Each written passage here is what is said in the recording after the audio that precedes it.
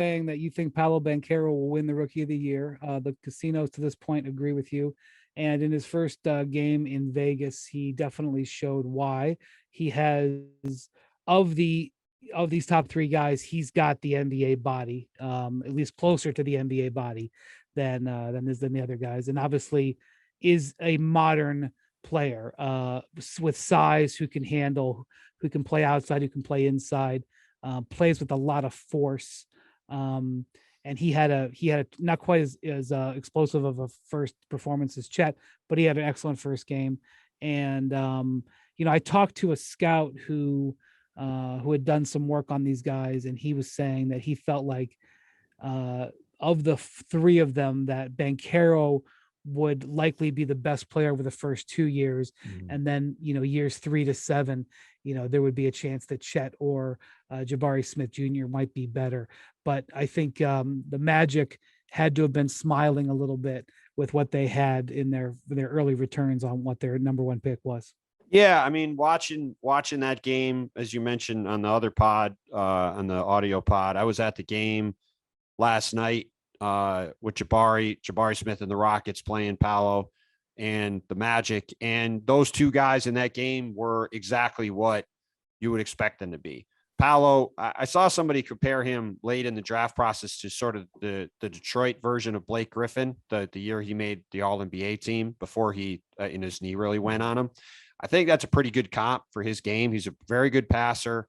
He uses his size and physicality. Like you said, he's 6'10", 250. He looks like an NBA player on the court. And he admitted after the game, he's still kind of getting his body back because, as you guys both know, during this draft process, these guys tend to kind of just sit around for a while, especially if you're one of the top couple picks in the draft. So he was still getting his legs under him, but he did all the stuff, like you said, that, he had 17, 4 and 6 assists. And, I think he's going to put up a lot of numbers like that during the season. He's going to have the ball in his hands. He ran point forward a lot for Orlando in that game. I think he's going to do a lot of that for the Magic next season. And he, like you said, I think early on, he's clearly going to be the guy who puts up the most numbers early. And then Jabari Smith is a really intriguing. Well, hold on a second. MacMahon, what did you see from Banchero?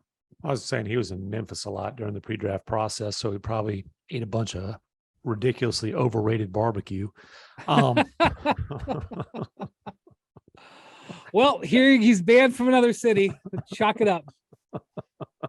But I agree with a lot of what Bontemps said. And I mean, clearly the guy has an NBA ready body.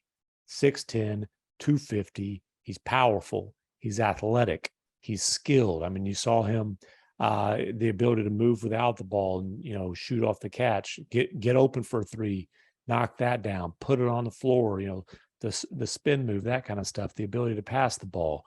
I understand why the Magic ultimately landed on him with the number one overall pick, because if the Magic need a guy who can be their leading scorer, right? Maybe Wagner has that ability, but they needed a bucket getter. He's the best bucket getter in the draft. And I don't know if Chet Holmgren's ever going to be a guy who can be a number one offensive option. I don't know if Jabari Smith Jr. is ever going to be a guy who's going to be number one offensive option. I think Paolo Banchero walks into the league, and at least on a rebuilding team, is that guy right away. Thank you for watching ESPN on YouTube. For live streaming sports and premium content, subscribe to ESPN+.